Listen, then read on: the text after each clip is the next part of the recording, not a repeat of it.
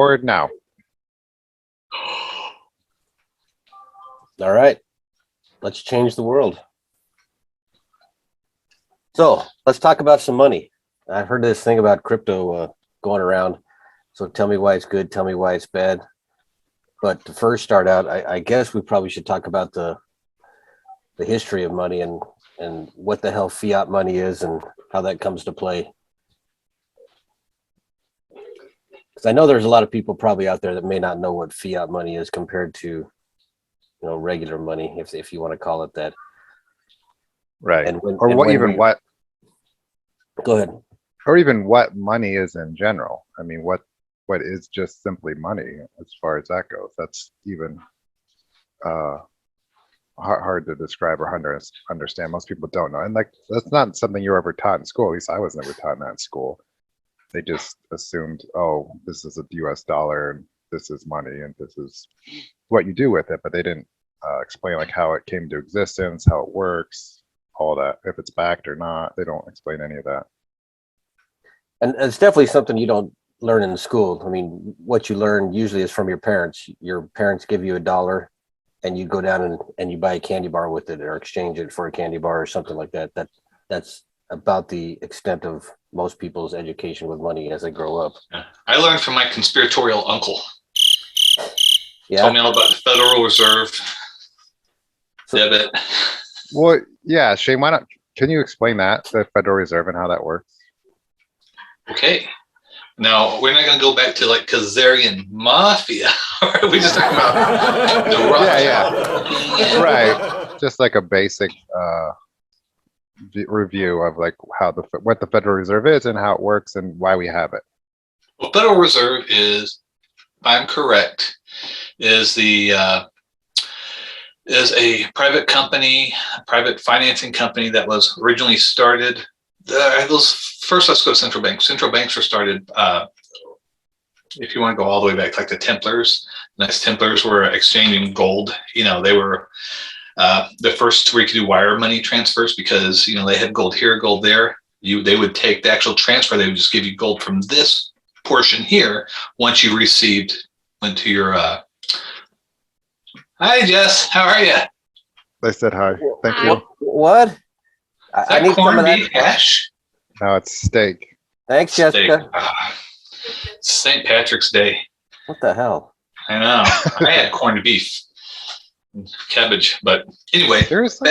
Go ahead.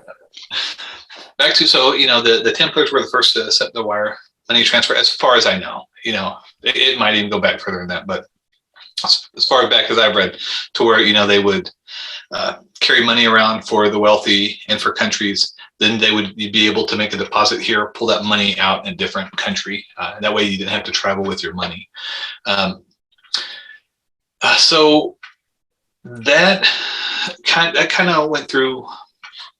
It's how central banks started. As far as how the Rothschilds got involved, from what I understand is back during the Napoleonic Wars, is that what it's called? If I'm correct, the Rothschilds were given a large amount of money, and I wasn't expecting this question, so I'm trying to go from memory from what I read. Or you can go really simple too. You don't have to. Yeah. Okay. So basically, the Rothschilds were given a lot of money by a king. I can't remember the king, but they were given a lot of money, and what they did with that money to pay the troops during the Napoleonic Wars. What happened was they took that money and then they bet against. They had faster riders who came in to who made it to London first, and so they were going to try to manipulate the exchange. So what they did was they started purchasing in mass, like as though France had won the war. So all the other traders started selling their bonds. Once everybody started selling their bonds, then the Rothschilds took all their money and started buying them all up. And so they were able to buy them up at a huge discount. And then at that point, from what I read could be bullshit, I know. But that's how they kind of took control of the Central Bank of London. And from there, our central bank, our Fed, and this is where it gets a little weird because there's so many conspiracy theories around this stuff. Like you have the Act of 1871. Apparently, after the Civil War, we were so far in debt that the crown bailed us out, and then we became indebted to them, and that goes into that whole maritime law, the port castles theories. I don't know how that all works. I don't know if it's true or not. As far as our Fed today, as I understand, it was 1911, 1912. A bunch of very wealthy families got together. They went out to an island somewhere and they built this idea for the Federal Reserve. If I understand it correctly, they initially called it the Federal Reserve. People didn't want it, and they came back like a year or two later with the idea and called it the Fed. And it was like passed over like a Christmas night or something. Once again, everything I say could be total bullshit, depending on my memory. But I believe that's kind of the gist of it, So a lot of people think the Fed and the central bank are just another arm of the government, of the U.S. government. So maybe talk a little bit about that and what is the purpose of the Fed or the purpose of the central bank?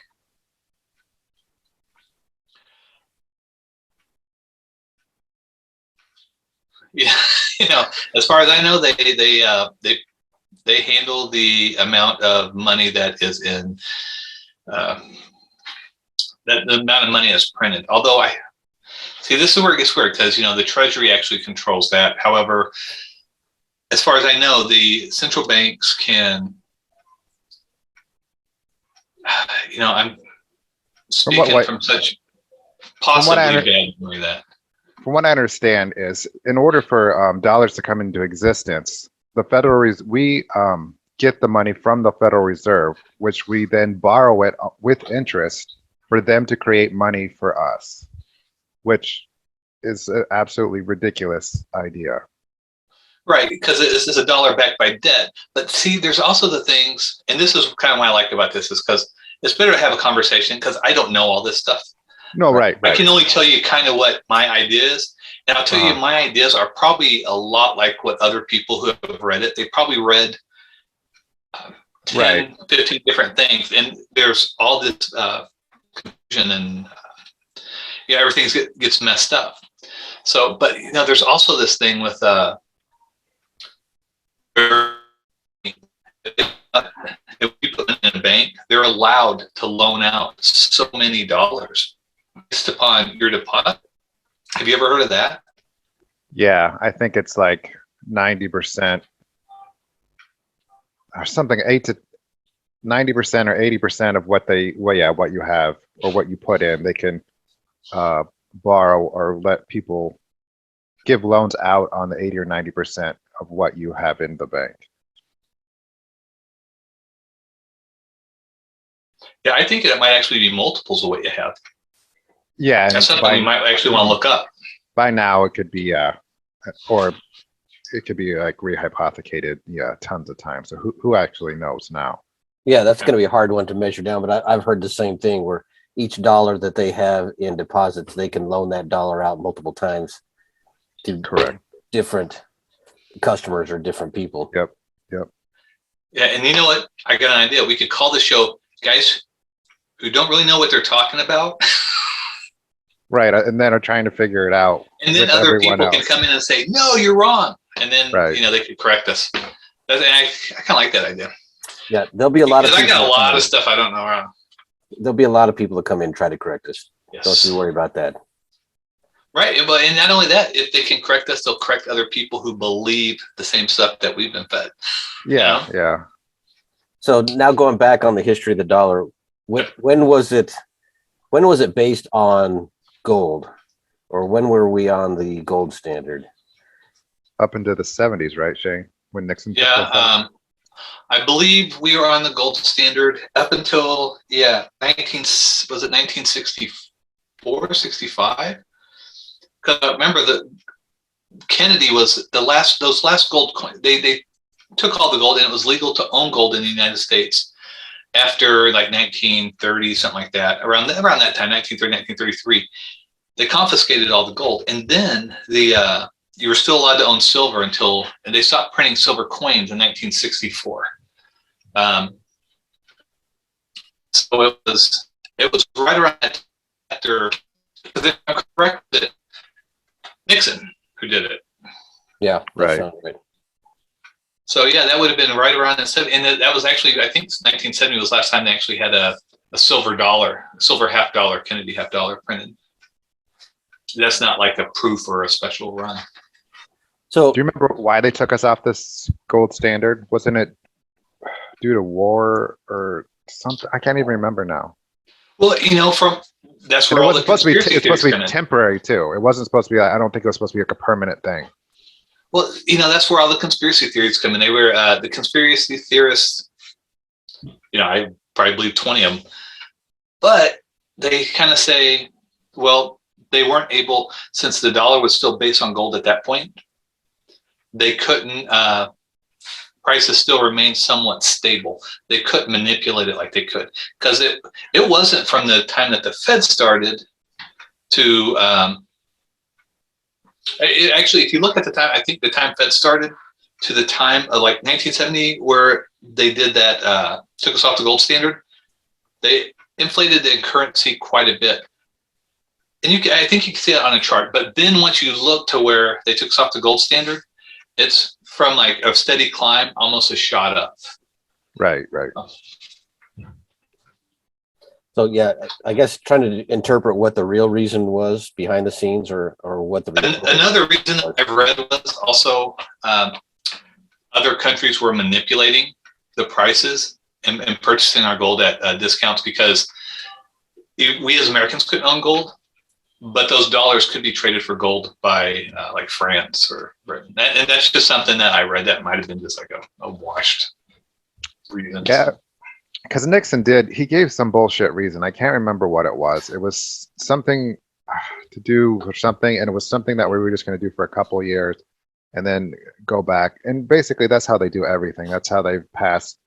Like Social Security was never supposed to be permanent. All these things like that were never supposed to be permanent changes. They were just supposed to be up until we get the budget, back in order, or we get this back, then we'll switch it back. Because no American would say, yeah, let's go off the gold standard. We don't need to have our money back by anything. So obviously that's something you had to come up with, like a pretend reason, like they always do. But I can't remember what it was specifically. It was something. It's because everything gets so marred in like right. There's like one or two true answers, but there are so many conspiracy theories out there, and I'm sure that the true answer is a conspiracy in itself, but there's so much stuff blended in with that. Well, and the real reason is to where we are now. So they could, print money out of nothing. They can push it up out of nowhere. And so they can manipulate way easier if it's not backed by anything. So obviously that's the real reason, but I can't remember what Nixon, and I suppose it's not even relevant now. I mean, it's not super important to the conversation that we're currently having, but that's kind of how, I guess, it's part of how we got here, though, is just through these little bullshit moves that they put in. And it seems like, oh, we're just going to do this for a while, and it's not permanent. Just like everything, like the COVID thing, or like universal health care, everything will be the same, won't be a big deal. That's everything's going to be fine. And then later they screw us, and it comes to be like your healthcare is worthless, and it's for nothing, and you pay tons. You make a good point there, how the government kind of eases things into us like Right. that, like telling us it's only going to be for a short time, it's only going to be for 14 days, or it's only going to be for 6 months, or insert your theory there. And then the next thing you know, they have to make it permanent, Right. for whatever else reason, and because you've already been doing it, it's easier for them to do it to the population. So yeah, we could extend that conversation into all kinds of different topics. Correct. But yes. specifically with the money part, going from being backed by gold at some level to not being backed by gold, gets us into a fiat system where the US dollar is really not backed by anything. And I've seen memes or seen cartoons where they're basically just running a printing press and throwing dollar bills out the other side, creating as many as they want. Right. And that's kind of a system that we're in right now. Where, Oh yeah, it is exactly the system. Yeah. Yeah, I'm going to share my screen real quick so you guys can kind of see. I pulled up. Hey, Clenny, you want to enable sharing? Oh shit. Yeah. I'm going to put this bad boy over here.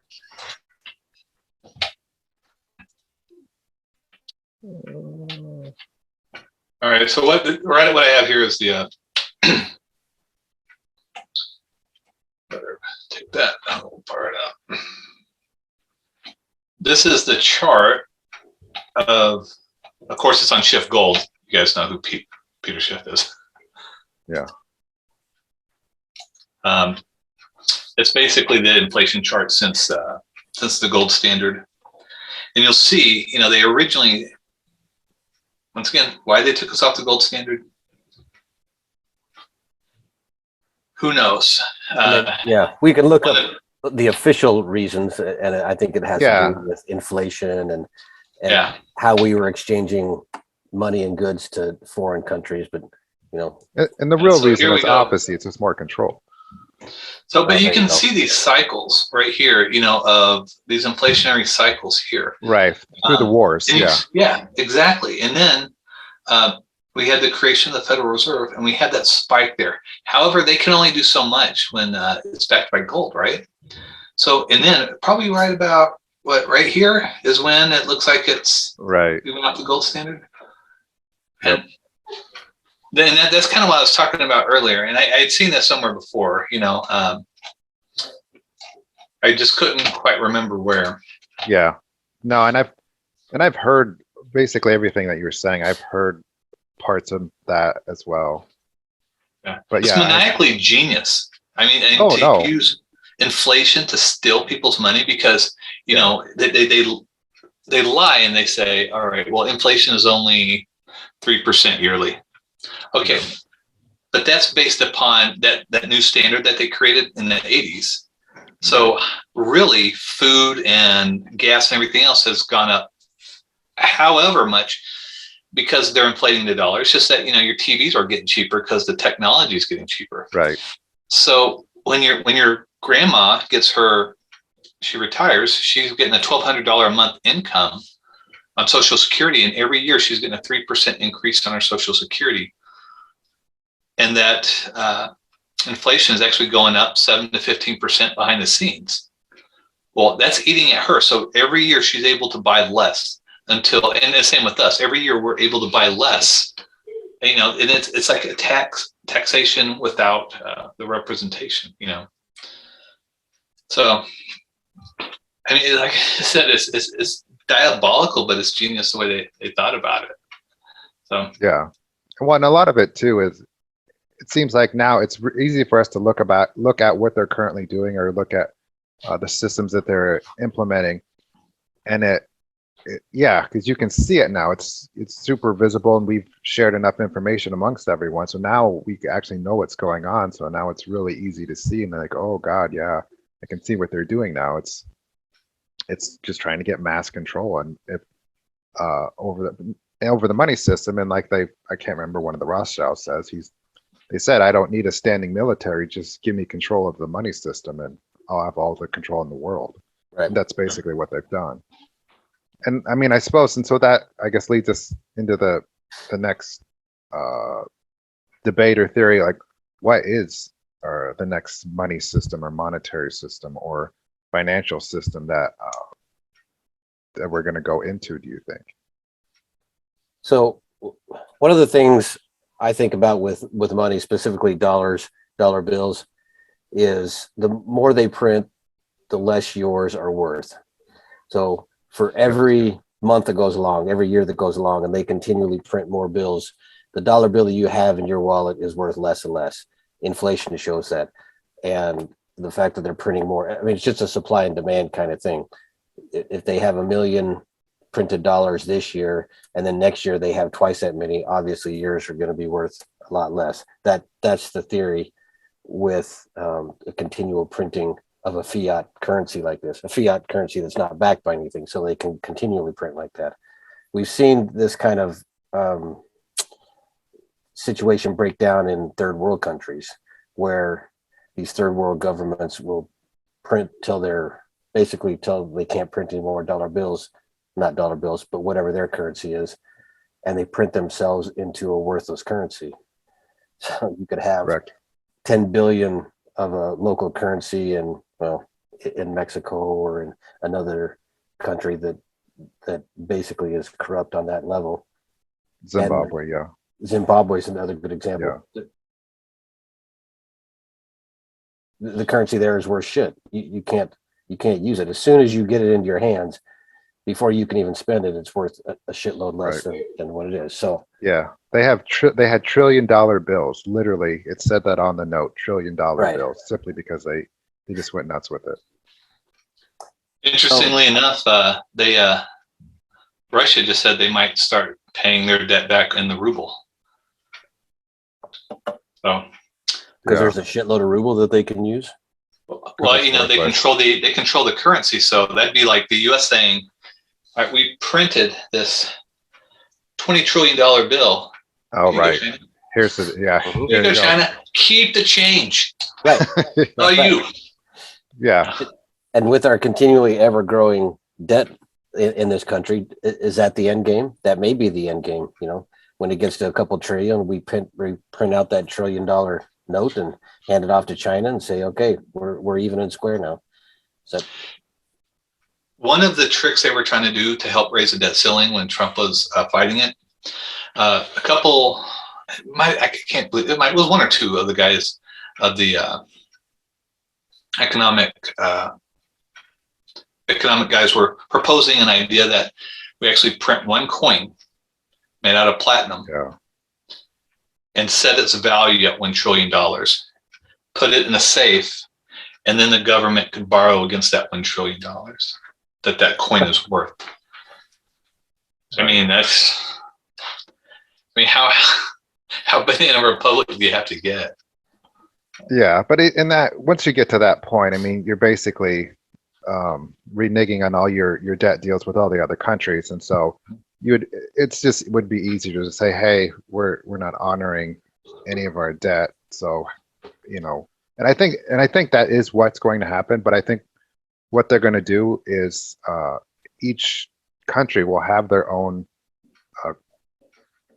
CBDC or digital currency of their own, but then they're still going to have a means of exchange, and so that's where I'm getting into is what are they going to use for that? Because like we were just saying, they're not going to use. I mean, we're not going to accept rubles. They're not going to we're not going to. So they don't. Nobody. And I think that's been happening. I think for the past 5 years, I heard that a lot of countries don't want U.S. dollars anymore because we're printing them to oblivion. So the whole other thing with us printing money is also not only are we printing money, which makes us worthless. So we have to get that money from the Fed. So the Fed prints our money for us. And so we have to pay interest to the Fed on the money that they're printing for us. That's how dumb the system is. It would be one thing if our treasury was just, printing its own money and we don't owe anything on it, but we're borrowing it from the Fed with interest. That's how dumb and worthless the system is. That's why the founding fathers said, do not use a central bank, do not have a Federal Reserve.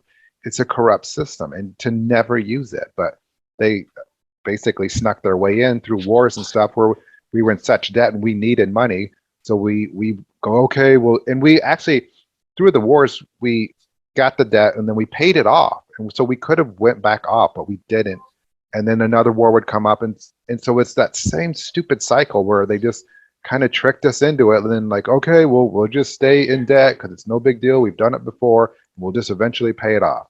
Well, yeah, look where we are now. I mean, it's non-payable. And even like you were saying, Trump was trying to lower the debt ceiling. I don't think he was. I think he was full aware it's non-payable, and just basically fuck it. We're just going to run it through the roof and run it as far as we can hold it, and just have it blow up because it's a crap system. Yeah, I think it was saving face for the conservatives.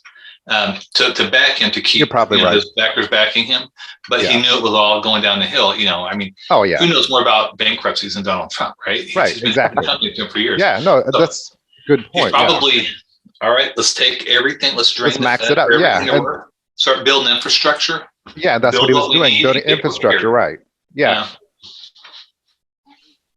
So, So that's kind of what I was thinking was happening. I'm so sorry, getting, go ahead. I was going to say, just getting back to the topic where you were talking the future. What's the future of money look like with inflation the way that chart looked, and with our national debt the way that chart looks very similar? You know, what does our future look like? It doesn't look good for dollar bills. So it's got to be something else in my mind. So when this corrupt system explodes or implodes on itself, which may be tomorrow, it may be a couple of years, I don't know. What's the next step? What does it look like?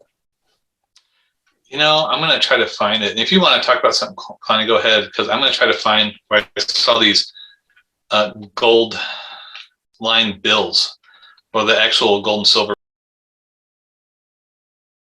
were actually in part of the currency. So, you know, that's it. I mean, they're gonna.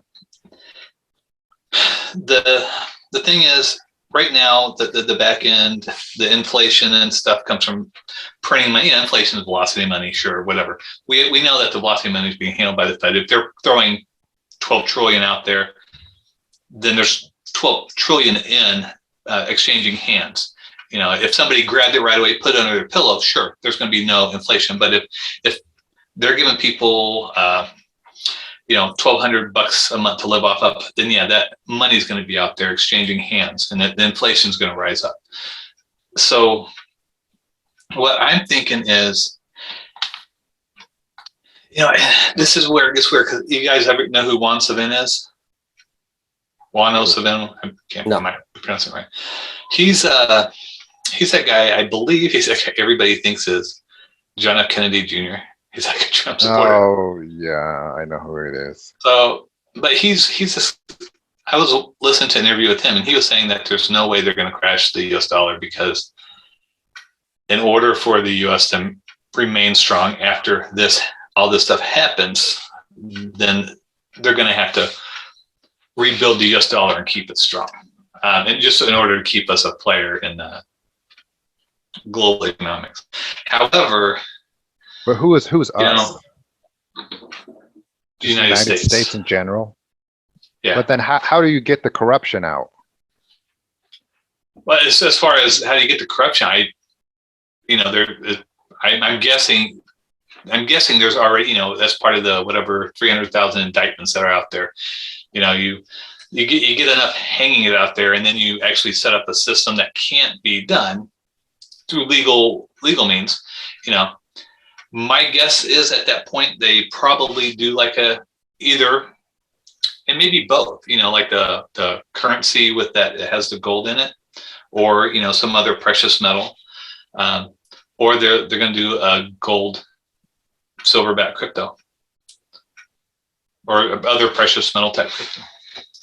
But all those systems are still the old systems that were created by the old corrupt families. Just banks in general are a corrupt structure.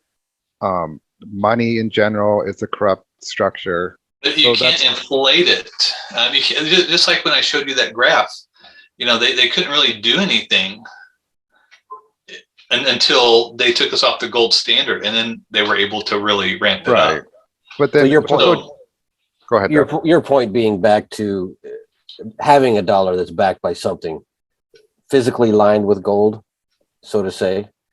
Mm-hmm. So now it's something that represents real value. It's not just something they can throw off the printing press at will. Right. But still, with that, how do you still would need to exchange that between countries and stuff. So countries, for one, would have to honor that. And then two, that's still a really slow process. Like if you were getting shipments of product, you're not going to hand them boatloads of cash with gold leaf on it or something in order to exchange your money system. Well, if you're still going to have some sort of digital transfer system. Yeah, if you think about it, you know, Western Union used to haul gold bars for people. You used to have gold coins, you know, and then you would exchange gold coins. And then Western Union would the stagecoach would carry that giant amount of gold for you. You know, we wouldn't have to do that anymore because your gold coins would be that, you know, either a gold coin or it would be a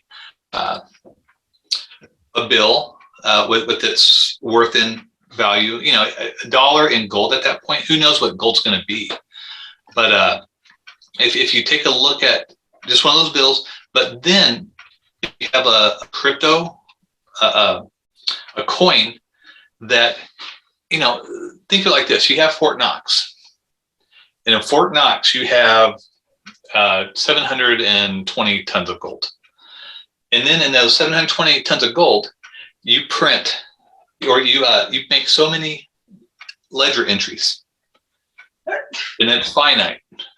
You know, no, it's not. Yeah, it's finite. It's not infinite. It's finite. So this is worth so much, you know, and then it's just each coin is just like that. You know, let's say you make it's 720 tons of gold. You make it 720 million coins.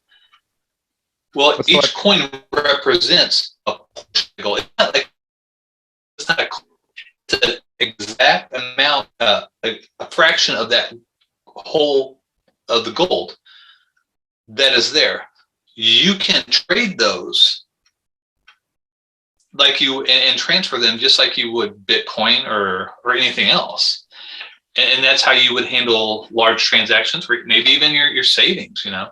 And because just like Bitcoin, it can become fractional as well. You know, if one of those tokens is worth, you know, 500 pounds of gold, I can't afford that, but I could afford 0.0001 of those tokens, and that might actually be the same thing as maybe $100 bill might hold exactly that much as well. But so that is the whole point of crypto in and of itself. It's what you just explained. That's what cryptocurrencies do. So you don't need gold at that point. All you need is a cryptocurrency, because that's what holds the wealth and that's what you transfer. If you have gold and cryptocurrency, you're using it as a derivative, and then you're just adding another layer of complexity, which you don't really need. So the whole gold part isn't needed if you just have the cryptocurrency.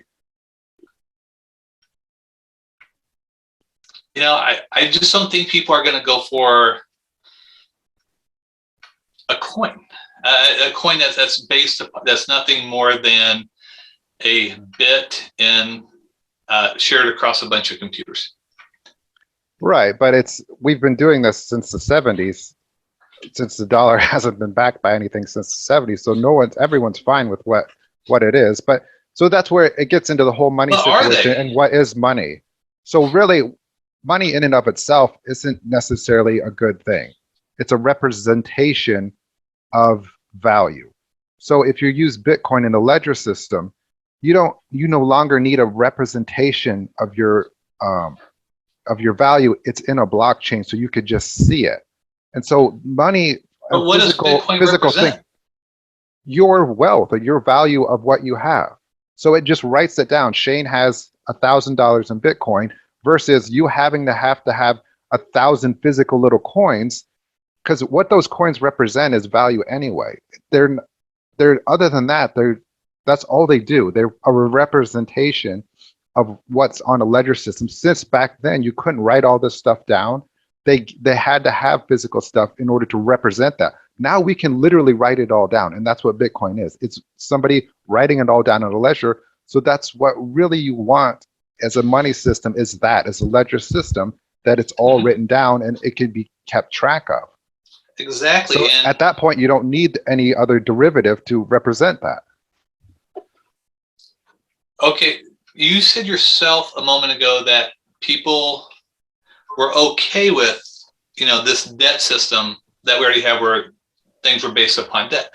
I disagree. I don't think that people are. I think that system, especially after it comes down and collapses, I don't think people are going to trust. I don't think people are going to trust a ledger entry at all.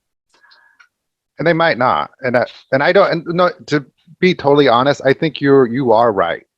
And I don't think probably 70% of the people will. But in my opinion, that is the future, and that's the only way forward. And so if those people that don't get on board, they'll be struggling, because they're going to be in a a bad system that isn't going to work very well and isn't going to excel. But on the other hand, I mean, if you look at cell phones and cell phone technology, everyone has that. Everyone is using that. I mean, like Uber Eats, and if you would have asked me 10 years ago, is like my mom or my kids going to be using Uber Eats to have somebody give them food? I was like, no, no one's going to do that. They'll just go drive and get it themselves. It's stupid.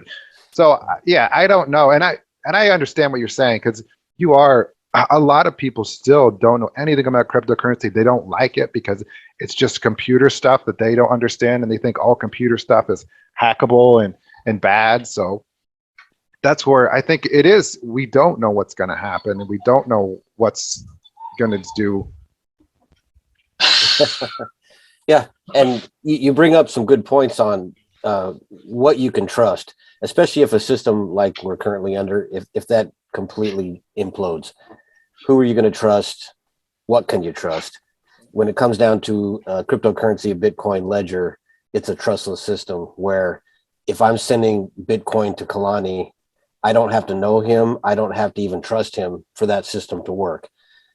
When you're talking about a fiat currency, or sorry, a non-fiat currency that's actually backed by something, as you point out in your example, you've got this mound of gold in Fort Knox. At some level, me as a citizen of the United States holding my dollar bill, I have to trust somebody along the chain that gold is still in Fort Knox tomorrow and next year and the year after that. And Absolutely. as we've seen in the government, there's a lot of corruption on a lot of different levels, and I'm not sure there's going to be the trust at that level where we know that gold's there. Well, look at the gold. Look at the stock market with gold and silver. They're all those paper contracts, and that's a great that's example. all bullshit. None of that is real. None of it that's there, and so there's already a system that we have that's supposed to represent gold and silver, and all of us know it doesn't, and then they're lying. So that's what I'm saying is, like Doug just said, you have to trust a third party that they have your gold like they say they have it, that it's just yours. And so how is that going to work? Because there again, you have to trust somebody. That's why, like Doug just said, there's a trustless system. That's the same with the cryptos. You know, if you download, you do. You have to trust Bitcoin, the system. You have to trust the exchange. You have to trust the wallet software developer. You know, there's a whole line of trust on both. I just think that, and you could be right. You totally could be right. I just personally think that people are going to want gold, and so I you know, and it might not even be like a technology thing. It might be just people. You know, it seems like people now are kind of wanting to go back to their roots. You know, people are wanting all this weird confusion stuff of, you know, this can be that can be this, and all these, you know, these backward logics that we're being fed. I think people are tired of it. I think people are just saying, you know, I'm in the United States. I want to be okay to just be, you know, somebody who likes apple pie and baseball, and it's not racist. It's not anything. I just want, you know, this Americana back, and you know, and people in Russia I just want, you know, our Russian culture back. You know, people are still. I believe people are going to want to go historically back to that gold and silver reassurance in their mind. I think I have a different take on that, in the sense that, you know, we're all like, you know, 40 and 50-year-old guys that have been through the system, and we have, let's go with 40-year-old guys. It makes it sound better, but we've all been through the system. We've had plenty of life experience. You know, we know kind of what money's based on. We know how to spend money. We know how to budget for money. If you're looking at the kids that are coming up in this generation, they know, I think, a lot less about money than we even did at our age. And think back to when you first got out on your own and you were making, you know, payments to your credit card or the light bill. You were either taking cash down to the electric company office, or you were writing a physical check.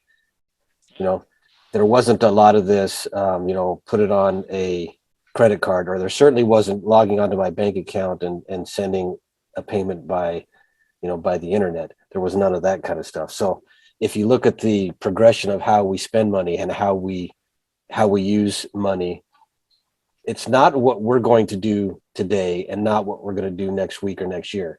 It's what the system's going to look like 10 years from now, 20 years from now, 100 years from now. Yeah. And I don't see our kids wanting to go back to what we did as kids, where we were saving our quarters, or, getting silver dollars because our tooth fell out and the tooth fairy came to visit us. I think the future is they want everything now. They want it instantaneously, and they don't want to leave their couch to get it. The example of Uber Eats, Yeah. I want to spend my money without leaving my couch, and I want my packages delivered to me, and I want to blow up to be 300 pounds and not do any exercise. I think that's where we're going for the next 20 plus years. Right.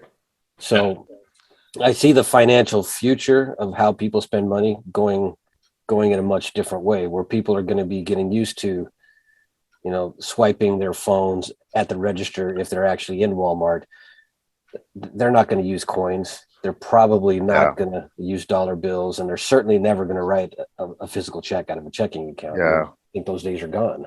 That's a good point, Doug. And that's something I don't think about either, is the future isn't us 40-year-old guys. Right. It's young kids. That's going to be the future. And what are they going to want to do? Not what are we going to, I mean, we have some say or some influence, but yeah, that is a very good point. Is what is I the agree. younger generation doing? I agree with you 50 years down the line, but I think it is our generation that's going to fix this. Yeah. Yeah. And it's what our generation implements for that generation. I think that's what it's going to be. So yeah, I think it's still going to be an asset back. Even Ron Paul used to talk about a breadbasket of goods. Where you take, however much weed, any resource that you have, and you weigh that against the value of your currency. I don't know how that looks, as far as when he explained it. My guess is it's just sort of like gold. The only problem is, you can eat wheat, you don't eat gold per se, but those markets get manipulated as well, though, too. So we still have that issue. So my only other big problem is you're reverting back to older systems, but those older systems were still corrupted. They're still controllable. The wealthy still controlled all that system. Those are the systems they made, they created, they control. So why in 10 years from that point, or 50 years from your point, why wouldn't they just do the same thing, or use the same schemes, or do the same whatever? Because all that infrastructure is already in place for them to change it. If they just get their people back in, it's all right there. Why not get a whole different system that's made for the people? So, and that's what cryptocurrencies do. They have DAOs, decentralized organizations, where those people are all individuals. They can all vote. They can all have money. They're almost buying NFL teams. And so why wouldn't you use that system, or that technology and those systems, versus going back to an old corrupt system, just for the sake of saying, well, it worked well 100 years ago. We were slightly less enslaved then than we are now. And I think I agree with you on a certain level, Shane. Like, let's not look 50 years in the future quite yet. Let's look a year. And we're sitting in the United States, and we've got it, as far as the world's concerned, we've got it pretty well. And I think a gold-backed dollar, if they choose to go that way, I think it would probably work at some level. It would, for a while, be the same corrupt system. But look at and it also depends on what other countries are going to want yes, to do with it. That's kind of what I'm going to go to, as a third world country example again, where I think cryptocurrencies are really going to spike, and they're really going to come to flower on those third world countries where the citizenship or the citizenry in these countries, they are so despondent with their local currency that they can't have the local currency because it's worth shit. So they have to have something that will hold value, and it can't be the local currency. The technology, as Connie said earlier, with everybody in the world almost having the ability to have a cell phone, you can be your own bank. You don't have to rely on your government and its shitty currency to survive. You get paid this week, next week it's worth a lot less. Where if you're holding your value in Bitcoin, and you have the ability to spend that Bitcoin, sending it to other people to buy goods, buy services, even clear across the world for pennies. I mean, I think that's a huge huge world changer. And it's going to start from those third world countries and it's going to work its way up. I think the United States will probably be one of the last countries in the world to really get on board with this. So I don't know. Right. Western countries, yeah. I still think that, Connie, just to your point that it's all corrupted. Notice you saw that flat line with every once in a while an inflationary spike, and it looks cyclical, and those are around the times of wars, and it didn't really hit till they took us off the gold standard. So it was secure, and it seemed to be secure throughout most of history. But those still weren't perfect systems. Those were just No, regular systems. But I mean but that system still isn't good. There's still a lot of people making money and a lot of people not making very much money. that's the same with cryptos. Not necessarily. No, it's even. When you let's say we start a new crypto. If we start a new crypto, everything's brand spanking new, everything's brand even. So you can't say, well, big money can come in and do this and do that. They can. It's all even. Anybody with enough assets can. Right. But then you would have to invest in it and put your money and wealth in it. Right. And then if it once fails, then you're any done. currency, if somebody has enough assets to gain a substantial amount of that currency, and you have 3 or 4 buddies who have that, they can start manipulating that currency just with Bitcoin or with anything else. With gold, that's going to happen. That's going to happen Right. anywhere. But you can change the money system after that. So say like JP Morgan, Rothschilds all own Bitcoin. Everyone can get off of that system and go to Ethereum. They can, and there's thousands, and the thousands of currencies can be made. So you can get off of different systems to go into other systems. And so if you just get a group of like-minded people that want to use X currency, X coin, that's how you can get around a lot of the structure of normal, regular money, how we've had it our whole lives or throughout history. But every they've always used it as iteration a of that control mechanism. is going to have like every iteration that is the first early adopters are always going to be the wealthy on it, and then Right. those people on the last. Because I'll tell you what, the people with the money are going to hop on that too. They're going to True. see the early adopters. They're going to hop on, and then the rest of the people are going to suffer because they're stuck with a dead currency now. It's kind of the same thing that happened. The same thing happened in World War I with Germany and their hyperinflation, the Weimar Republic. Any hyperinflation scenario is kind of the same thing where people said, all right, we're getting out of this currency. The big money and the early adopters get out first. And then, most of the public who just don't know what's going on, they end up being the victim. So, no matter what happens, any of these can be manipulated. I could lose $100 gold coin and it's gone forever. Somebody else might pick it up. I could lose my Bitcoin wallet ID, and then that Bitcoin's gone forever. There's ups and downs to both. The whole reason I think it's going to be gold and silver, at least right away, is I think that, and not just that, just watching Russia, watching these other countries, watching China, how they've been buying silver. And also the AMC and GME, that was kind of or the AMC buying gold and silver. That was kind of an interesting wrench thrown in. I think these people are going to use gold and silver to break the system. And I think gold and silver probably is going to be backed only because other countries will probably feel more comfortable, just like when they were on the gold exchange, being able to exchange those dollars or those cryptocurrencies for actually a physical portion of gold.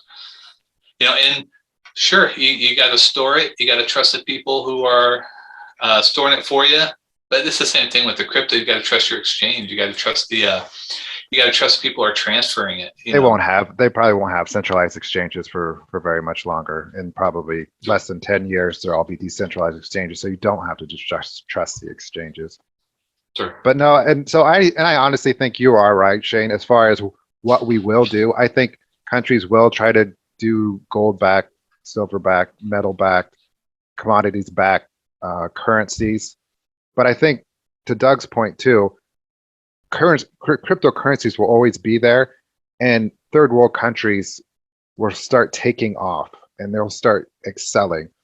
And then everything will slowly start going towards that, because I agree. that is the answer, and that is the way everyone or humanity becomes free, is through those systems.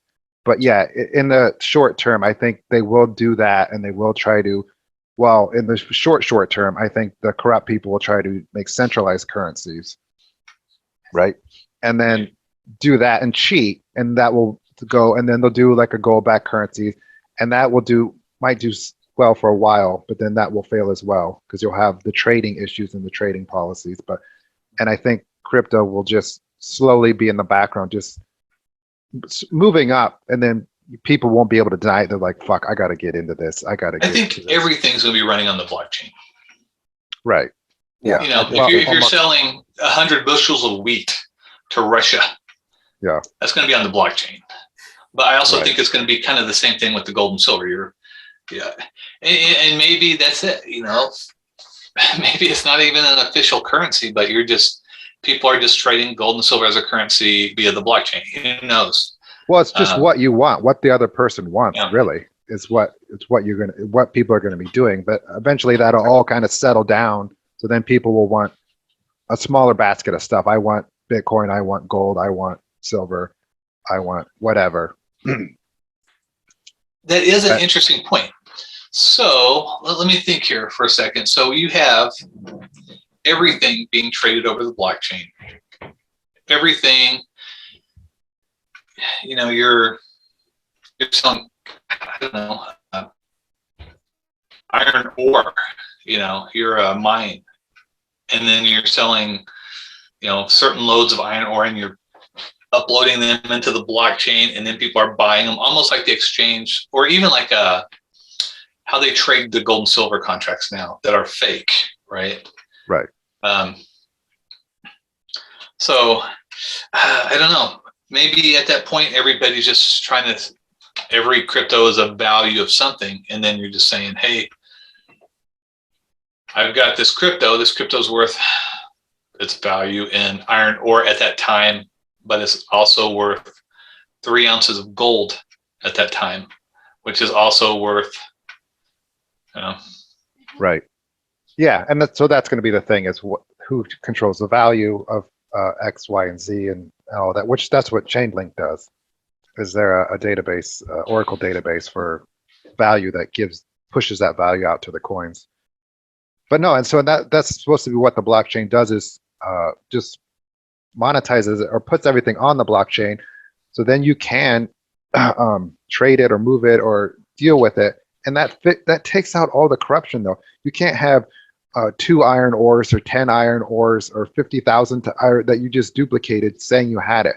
So that'll take away all those corrupt rich families. Can't cheat like they used to cheat. So even if they do all move into Bitcoin, they can't cheat like they cheated before. So they cannot maintain that generational wealth over time like they can now, because they cheat so bad, and the system's rigged for them. So that's how they keep generating all this re-rig.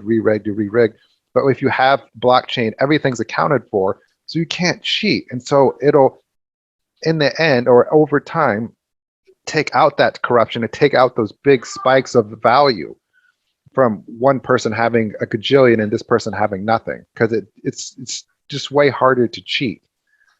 So if how it's does that done work? correctly. So let's say I mine 10 tons of ore.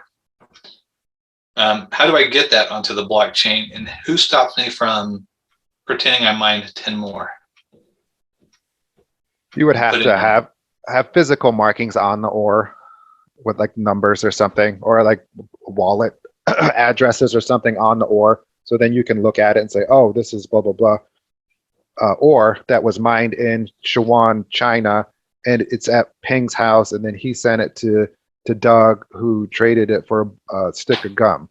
So all the transactions will all be there. So then you know where it is, and you can't fake it, or you can't say, oh no, this is this, because it can't just come out of nowhere, because blockchain is read write only. You can't edit that.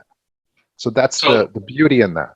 So, well, let's say this. Let's say somebody has to add that ore to the blockchain once it's mined. There's got to be an auditor or somebody who says, okay, yes, you have 10 tons of ore here. You can sell this now on the blockchain because I'm adding it in here.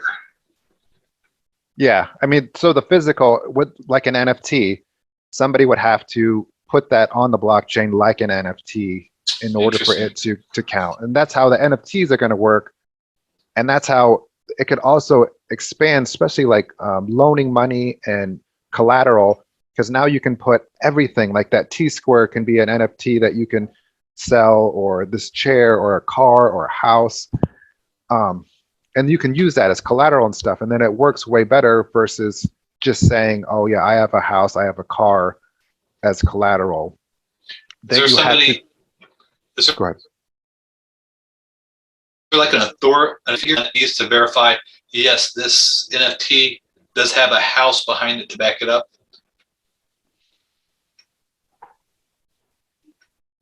I don't currently know. I don't think there is something like that. It's basically, I suppose, like say you did buy a house. I mean, I would assume like during closing, Yeah. or you would go see the house, see the NFT and match it up somehow. But no, currently we don't. And that's the other thing with cryptocurrencies. By no means is it perfect. And by no means, I would say 70% of the cryptocurrencies are shit and are garbage and shouldn't be trusted. So, but just I know, like I bought them all. yeah, exactly. But any software or any computer obviously gets better and it gets fixed and the bugs get out. They call it anti-fragile. It only gets better and you can only add more things to it. It makes it better and better. Where obviously our current system is, it's super old and shit and corrupt, and it can never get better because it just doesn't work that way. Sure. What do you think, Doug? Well, Iron Man. I think it's really difficult when you get down to your examples of you pull out 10 pounds of iron ore and you put that on the blockchain. I don't understand exactly how, when you start tying these into NFTs, how you can assure the ledger or the blockchain that you're not putting that somewhere else, or that you're not duplicating it behind the scenes with a corrupt auditor. I don't know how there that had to be administrative organizations in the government, just like kind of like there were before. But at that point, you have to trust somebody, right? At that point, you have to trust somebody. So, yeah. But once again, it's hopefully whatever. If something happens now and all this corruption gets turned upside down, then maybe we're good for another 200 years. Yeah, well past my lifetime. So yeah, that'd be perfect. So Shane, what do you think the timeline is though for this, for the possible reset or what have you? Because I mean, we can't possibly go on this for too much longer. The inflation is getting absolutely ridiculous. It's probably literal inflation is probably 35-40%. You ever watch the Patel Patriot series? Well, of course you do. You sent me the Cliff High video from it. Well, yeah, I've sent two of them. That's the only two I've seen though. I haven't seen this series. I understand what the devolution is though. Sure. He explains it to where he thinks that, and I trust this guy. I mean, this guy's genius. He explains it to where he believes Trump's going to come back before. I mean, even Cliff High in that interview, he was talking about things happening by June, and Cliff High thinks Trump won't come back till 2023, I believe. Right. He thinks he can't move till 2023. But Patel Patriot thinks it'll happen before the midterm elections. And he also, but they were talking about things starting to ramp up in June as far as this inflation. And they've got to do it quick because, they can't starve the people for, they're going to have to have this inflation come in. They're going to have to break the system and try to put something in really quick. Right. That's what I'm thinking. But the people have to see that this system is breaking down and was going to break anyway. And that was the whole plan, So I don't know. Well, like Cliff said, is this going to take 10 years? Maybe this part, this economic part takes a year or two, but we get over the big pain the summer, and then it slowly starts rebuilding. And Right. then we get over the stuff with like the rougher stuff later on. But the financial, it's got to be super painful in my mind. I mean, I don't think it's a year thing and we're we're back to good. It seems, Yeah. well, for one, Does it's a permanent pain, yeah. And Does two, it go on for a long time like that? Or is it, I don't know, like a Big Bang kind of theory where we wake up on a Monday and all of a sudden the whole system has just gone to shit and everything is different by Tuesday? I don't know. Sorry, I think it'll be, going off on Go ahead. there. no, I think it'll be semi-fast. And well, I don't think it'll be bang one day, but I think it'll be fairly quickly. And then, yeah, everyone's going to have to adjust. And then they'll go try something and that might not work and then they'll have to adjust. And it'll be just lots of adjusting, I think, for a good 5 years to get something to work. Because, and Cliff wrote this in an article a while ago. Basically, like he was saying, like we are basically all slave owners, we've had the world reserve currency for the past almost 100 years, whatever, that we've got the spoils of that. And so we get like, these phones that are supercomputers for a couple $100 or $500. We're not going to get that anymore because everything's going to be even. So we're going to have to pay like $10,000 for a phone or $50,000 for a computer. Or that's my biggest fear. It's just the inflation is, well, especially us 40-year-olds, 50-year-olds, it's going to be nuts to be able to afford anything of any value because we've been spoiled our whole lives getting next to free shit. But if you make everything even now, you're not going to have anything, or I mean, it's going to be completely, especially like our kids they're not going to be able to handle it. Like, what? I just can't get a Frappuccino when I want? I just think that the confluence of all these events that have been happening over the last year or two, I mean, just think of like the COVID thing that came through, and then the election where Biden,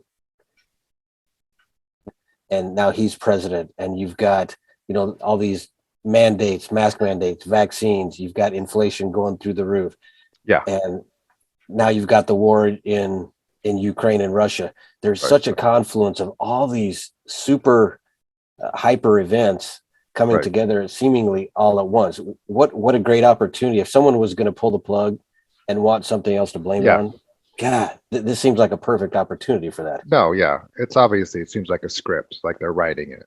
It does. The direction that they're pushing it. Because, it's real easy to read now. You could see the next step. Like when they did the whole Russia-Ukraine thing.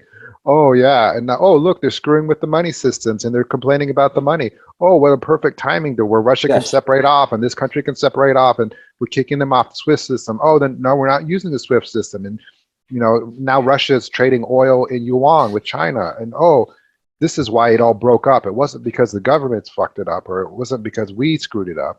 So, yeah, I mean, you're 100% right. This seems very controlled. It's like a controlled demolition. Well, so if you think about it makes sense. On the level of Donald Trump, he lost the election. Biden steps in, which I still have a hard time believing based on how both of them went out and got prepared for that election and how Biden still won it. But let's say he is the victor for real. If Trump was really going to control things from the back end and behind the scenes and wanted to put in somebody to be the fall guy, to take the blame for shit going down, it seems like another perfect chapter in the script. If Trump wants to step back, let's put Biden in there. Let's let everything fall to shit. And then I'll come back in and help fix things on the back end of it. And Biden will get the blame. Right. It's conspiracy theory stuff, but it seems so believable in my mind. Yeah, it seems very logical. Biden has twice reauthorized Trump's executive orders. There's no reason he should do that because that's his downfall. On top of that, you were still sitting near 300,000 sealed indictments. Those indictments, a sealed indictment is created, a grand jury is held in secret. and they bring witnesses in, and they hold a grand jury in secret, and then they take that decision and they seal it.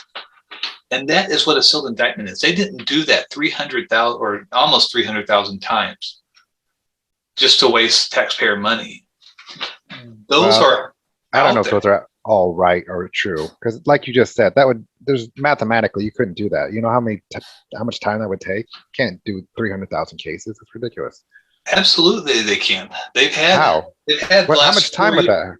They had 4 years, and they had how many attorneys that But did still, they, what, 720 attorneys? There's 365 days in a year, so that's still how many are you doing a day? Like 1,000? Possibly. There's no That's way. very, We don't very have well it. possible. Do you think they have that many attorneys and judges and people? There's no way. So I think that is like one of the conspiracy theories. They get people off the mark. But it's not a conspiracy theory, because you can actually go and look at the sealed indictment count. Yeah, but not all of them are sealed or not all of them are for that, because Cliff is basically. Well, yeah, bitched not about all of them are for that, but you Yeah. can't say And that those do there's- not exist. No, there could be like say 1,000, which are which is a lot, but They give you I don't the think exact all number, 300. Yeah, but that could be like a traffic stop. One of them can be for somebody who got mugged.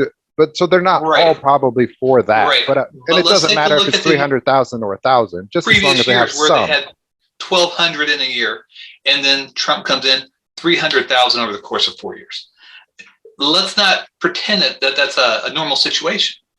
No, You know, right? And it's that's not. happened. You've got Trump, you've got Biden reauthorizing Trump's nominations. What I think is going to happen is all this is going to start collapsing.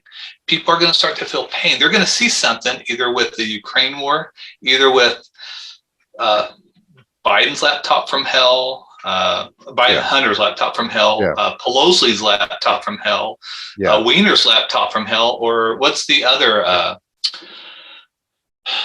Debbie Washington Schultz's laptop. They're going to, if one of those laptops, there could release some information too, and people are going to, and they're going to release it at the right time where people are like, what the hell is going on? Yeah. And that's when they're going to come in. They're going to say, all right, we've taken over the government again, or we're back in. We've seen all this corruption. They're going to go start rounding people up. It's like, everybody, you've seen the corruption. We know what's going on. It's going to be undeniable. Everybody start rounding them up. Yeah. No, and I believe it. So that's what I'm saying. I'm just saying people get fixated on 300,000 number, and it does. In my mind, it doesn't matter if it's 300,000 or if it's 1,000. Still, 1,000 is a lot. But but the other thing, to your guys' point, to me, like one of the biggest tells is just the fact that Donald Trump lost the election and he just went away and said, "Yep, I guess I lost." Bye. That is not him. He does fucking not do that. That is the biggest tell you can give. He complains about everything, about the tiniest thing. So he's going to lose the whole election. Like, I guess I lost. Bye. No, right. It's obvious there's something else going on. And they tried to impeach him on the way out. Right. Right. Yeah. No. Well, yeah. They tried to impeach him on the way in as well. Yeah, so that. right. Oh, right. Yeah. They're consistent. So. And did you guys know Mar-a-Lago used to be the Winter White House? No, I It's didn't. got a skiff. I think I've heard that one. Yeah. Yeah, it's got a skiff. It's got all the securities that the White House does. Wow. So looks like we're about an hour today. So how about we go round table and do any like closing arguments and any closing thoughts that you have? Starting with Doug. Starting with me. Iron Man. All right. Damn, I mean, I thought we had some really good conversation and topic debate here, but I think one thing we can agree on is the current system we have is corrupt, and I think it's seeing its end of life. So now the end of life, is it tomorrow? Is it next week? Is it next year? That's part of the debate. And the other part of the debate that is still open is, what does the future look like? Does the future look like cryptocurrency? Does the future look like golden laid dollars? I'm not sure, but I think we can all agree that we're kind of in a shitty system now, and I think it's going to change. Shane, how about you? I think I need to read up more about some of the theories that I have read before. Try to get a little more facts as far as like what happened when the how the Federal Reserve was founded, the old banking systems. I there's just too many conspiracy theories going in my head. They're all starting to mesh together and bleed into my own morphed version, I think. Yeah. But yeah, I do think blockchain is the future. I just think that, it might be at first backed by physical items. I actually think that's what the blockchain is best at, is keeping track of physical items. So in logical, NFT type things. But I think in the near future that gold and silver are probably going to be huge. It's my take. Kalani? No, yeah, I think basically what's the future will be whatever the majority of people want. So even us wanting certain things or hoping certain things, none of that really matters. It's literally going to be what the people want, and what they do is what happens regardless. But yeah, obviously, we have our own opinions and want it to go certain ways, and you can see it going certain ways better than other ways. But yeah, in my opinion, it's gonna probably go into a direction more like Shane was saying. I think simply because the vast majority of the public is so ignorant on money and on systems and in that, and they'll probably their first step will probably be backwards. But then, like Doug was saying, I think, and something I didn't even really think about, but the youth is obviously there, and they're a big part of the population, and they're gonna want to go forward and into the technology part of it as well. So, and I think that's where, in my opinion, which the future is going to hold is cryptocurrencies, because that gets all the past corruption out. And as we've seen, our world is so corrupt. I mean, every single level of our world is corrupted, where it's Hollywood, the medical community, pharmacy, insurance, government, judicial, everything is horribly corrupt. So we need a total new system that's controlled by the people, for the people. And obviously, to get into a new system is going to be super painful. I think that's another thing people think, like, oh yeah, this system will collapse, we'll pick up a new system and then everything will be fine. Like, no, it's still not going to be fine. It's going to be really painful for years, like 10 years, 20 years. I mean, just like when the United States started, they didn't just come over and just start a new thing and it was just really easy and it all worked. It was incredibly painful and hard, but obviously it's all worth it. And so I don't know. That's, I guess, my 2 cents. Sounds like cryptocurrency is the new frontier then. Yeah, in my opinion. All right. Well, good conversation tonight, guys. Let's cut it there, and we'll pick up on our next show. Sounds good.